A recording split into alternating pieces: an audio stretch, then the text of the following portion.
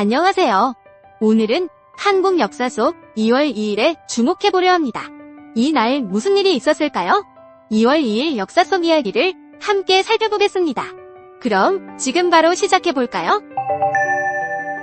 1954년 전염병 예방법 공포, 전염병의 발생과 유행을 방지할 목적으로 1954년 2월 2일 전염병 예방법이 공布되었습니다. 이 법은 콜레라, 패스트, 두창 등 27종의 전염병을 제1, 제3종으로 구분하여 관리하고 신고체계를 갖추도록 하였습니다. 우리나라는 1946년에 콜레라, 1951년에 장티푸스, 두창 등 전염병이 발생하여 1만 명 이상이 사망하기도 했습니다.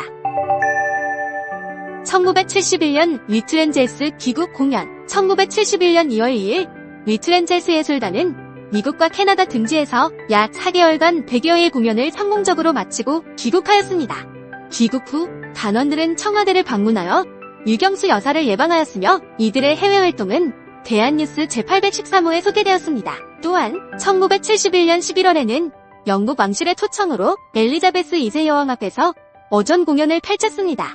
이러한 공연은 리트렌제스의 국제적 위상을 높이는 데 크게 기여하였습니다. 리트렌제스 예술단은 대한민국의 전통예술을 공연하는 어린이 예술단입니다. 1962년 5월 5일 대한 어린이 무용단이란 이름으로 창단됐습니다. 1972년 한국 부인의 불량만화 추방운동. 1972년 1월 31일 서울 성동구 하흥신리동에 거주하던 12세 소년 정병석 군이 방안에서 목을 메어 자살하는 안타까운 사건이 발생했습니다. 이 사건은 당시 사회에 큰 충격을 주었으며 원인으로 지목된 불량 만화에 대한 사회적 우려를 증폭시켰습니다.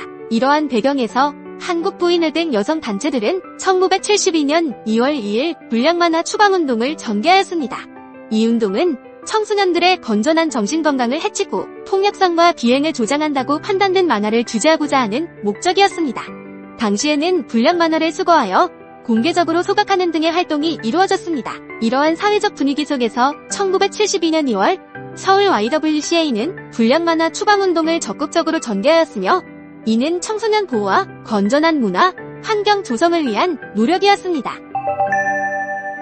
1977년 한국전자기술연구소 현판식. 1977년 2월 2일 서울에서 한국전자기술연구소의 현판식이 열렸습니다. 한국전자기술연구소는 상공부 소속 정보출연연구소로 전자, 컴퓨터, 반도체 등의 국산화에 관한 연구개발을 수행하였습니다. 2002년 가수 유승준 입국 금지 사건. 가수 유승준은 2002년 병역 기피 논란으로 대한민국 입국이 금지된 사건으로 큰 주목을 받았습니다. 당시 그는 대한민국에서 인기 있는 가수로 활동하며 여러 차례 군입대 의사를 밝혔으나 2002년 1월 미국 시민권을 취득하여 병역 의무를 회피했다는 비판을 받았습니다. 이로 인해 대한민국 정부는 그의 입국을 금지하였습니다. 이 사건은 당시 사회적으로 큰 파장을 일으켰으며 병역 의무와 관련한 연예인들의 도덕성에 대한 논의가 촉발되었습니다. 이 사건 이후 유승준은 여러 차례 대한민국 입국을 시도하였으나 법적 분쟁과 사회적 논란이 지속되었습니다. 최근에는 비자 발급 거부에 대한 소송에서 일부 승소 판결을 받았으나 여전히 입국은 허용되지 않고 있습니다. 그의 대표곡으로는 가위, 나나나 등이 있습니다. 2012년 한나라당, 새누리당으로 당명 변경. 2012년 2월 2일 한나라당 비상대책위원회는 전체회의를 열어 당명을 새누리당으로 개정한 데 이어 7일당의 상징색과 로고 등을 확정했습니다. 이에 따라 1997년 11월 신한국당과 민주당의 합당으로 탄생한 한나라당은 14년 3개월 만에 당명을 새누리당으로 변경했습니다. 또한 상징색 역시 파란색에서 흰색 바탕에 빨간색 로고로 바뀌었습니다. 이와 같이 변경된 새 당명 등은 2월 13일 중앙선거관리위원회에 등록됨에 따라 최종 확정됐습니다. 2016년 국민의당 창당. 2016년 2월 2일 안철수 의원과 천정배 의원을 중심으로 하는 국민의당이 공식 창당되었습니다. 이는 기존 정당 체제에 대한 대안으로서 새로운 정치적 흐름을 만들기 위한 시도로 평가되었습니다. 창당 이후 국민의당은 국회에서 일정한 영향력을 행사하며 대한민국 정치 지형에 변화를 주었습니다. 2017년 한진해운 회생 절차 폐지 결정. 한진해운은 1977년 설립되어 한때 세계 7위의 해운사로 성장하였으나 2월 2일 한진해운에 대한 회생 절차 폐지를 결정했습니다. 2017년 2월 17일 법원으로부터 최종 파산 선고를 받으며 40년 역사를 마감하였습니다. 2008년 글로벌 금융위기 이후 해운업계의 장기 불황과 치열한 경쟁으로 인해 한진해운의 재무 상태가 악화되었습니다. 2016년 8월 한진해운은 채권단의 자율협약을 신청하였으나 자금 조달에 실패하여 법정 관리를 신청하였습니다. 이는 세계 해운업계의 불황과 기업 내부의 경영 악화 등이 원인으로 지목되었으며 국내 해운 산업에 큰 충격을 주었습니다. 한진해운의 파산으로 인해 많은 해운 노선이 중단되었고 관련 업계에 연쇄적인 영향을 미쳤습니다. 2017년 간암의 날 지정. 2017년 2월 2일 대한간암학회는 간암에 대한 인식 제고와 조기 검진의 중요성을 알리기 위해 매년 2월 2일을 간암의 날로 지정하였습니다. 이 날짜는 1년에 2번 단초 음파 검사와 혈청 알파테아 당백 검사 두 가지를 정기적으로 받는 것이 중요하다는 의미를 담고 있습니다.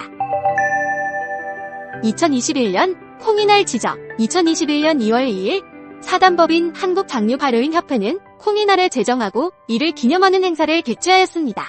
콩이날은 2월 2일의 숫자 조합이 콩이로 발음되는 점에 착안하여 한국의 농사절기와 해악을 반영한 날로 지정되었습니다. 이 행사는 한국 전통음식과 발효식품의 주요 재료인 콩에 대한 국민적 관심을 높이고 콩 재배 농가, 가공업자, 장류 발효인들과 시민들이 함께 어우러지는 체험의 장을 마련하고자 기획되었습니다.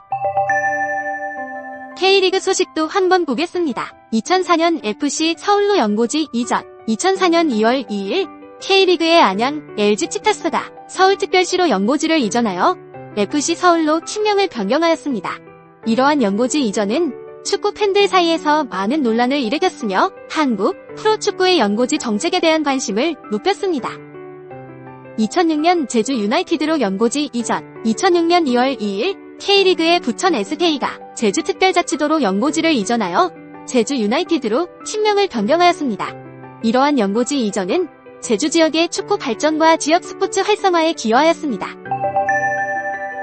이외에 2월 2일에 개국한 방송국도 한번 볼까요? 1981년 KBS 3TV 및 교육라디오 대구. 1981년 2월 2일 한국방송공사는 교육 전문 채널인 KBS 3TV와 교육라디오를 개국하였습니다. KBS 3TV는 이후 한국교육방송공사로 독립하여 현재까지 교육 콘텐츠를 제공하고 있습니다. 이러한 방송 채널의 출범은 대한민국의 교육 발전과 정보 전달에 큰 기여를 하였습니다. 1998년 KBC 마이 FM 개국. KBC 마이 FM은 광주방송이 운영하는 FM 라디오 채널로 1998년 2월 2일에 개국하였습니다. 지역 주민들에게 다양한 음악과 정보를 제공하며 지역 문화 발전에 기여하고 있습니다. 2004년 문스타일 채널 개국. 2004년 2월 2일 CJ ENM은 패션과 라이프스타일을 주제로 한 케이블 TV 채널인 문스타일을 개국하였습니다.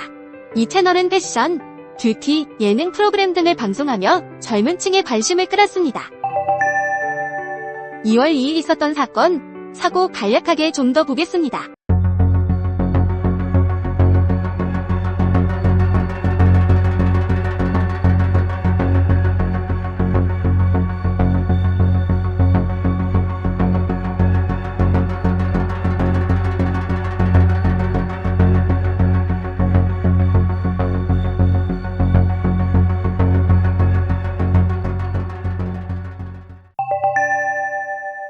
오늘은 이렇게 2월 2일에 관련된 다양한 역사적 사실과 사건, 사고를 살펴봤습니다. 시청해주셔서 감사드리고 여러분께 조금이나마 유익한 시간이 되셨길 바랍니다. 그럼 내일 영상에서 또 만나요.